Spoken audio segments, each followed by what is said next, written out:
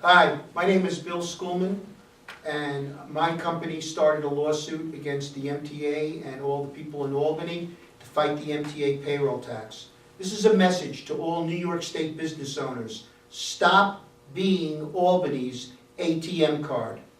My company, Hampton Luxury Liner, started a lawsuit to annul the unconstitutional and illegal MTA payroll tax.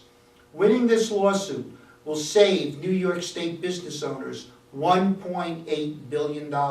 It will also force Albany to recognize that the MTA is a failed business model that no bailout could possibly save, and it will force Albany to be more business friendly. New York State is ready for a tax revolt by business owners.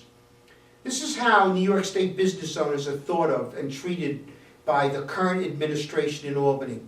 In the early spring of 2009, my industry association went to Albany to lobby against the MTA payroll tax and other taxes that Governor Patterson had put into his proposed 2009 budget. We met with various legislators to describe the disastrous results that Patterson's taxes would have on the state economy, particularly jobs. One meeting was with Denny Farrell, chairman of Ways and Means, one of the sponsors of the payroll tax, whose committee controls legislation that deals with taxes, and he's one of the most powerful legislators in Albany. Our meeting was short. After listening to our complaints for a few minutes, he stood up, looked at us with utter contempt, and said, quote, "Well, someone has to pay for it," closed quote. And then he walked out of the room. It's no surprise that a recent study found that New York State is first in business failures and last in business startups. It's not just the outrageous taxes that New York State business owners have to pay. There's a fundamental, systemic, anti-business attitude throughout New York State government.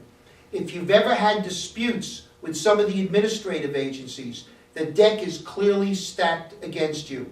Hearings at agencies like the Department of Labor, Division of Human Rights, Taxation and Finance, they're run like kangaroo courts.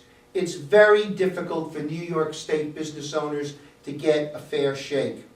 Winning this lawsuit is the first step in reversing this anti-business attitude that gave us the $1.8 billion MTA bailout and will gain New York State business owners the respect they deserve.